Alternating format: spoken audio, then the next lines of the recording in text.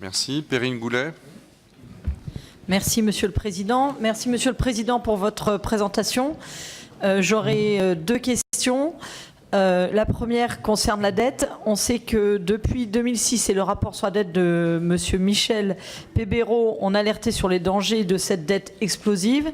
Les précédents gouvernements n'ont pourtant pas jugé utile d'y remédier. Résultat, à ce jour, on approche les 100% de PIB. Ainsi, en 2017, le niveau de la dette s'établit à 2218 milliards d'euros, soit 97% du PIB. Et dès 2018, le ratio d'endettement commencera à décroître et passerait sous la barre des 96,4% du PIB grâce à la réduction du déficit et à l'accélération de l'activité.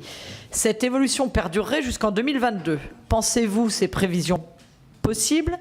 Et l'autre question sur le même thème, c'est quels seront ou seraient les impacts d'une hausse des taux d'intérêt sur cette dette? Alors, on ne le voit pas dans ce... Enfin, je l'ai vu dans le pacte de stabilité. De plus, le président de la République a annoncé dimanche que l'État reprendrait progressivement la dette de la SNCF de manière substantielle. Cette dernière s'élevant à 50 milliards d'euros. Selon vous, quel serait l'impact de cette reprise sur notre trajectoire?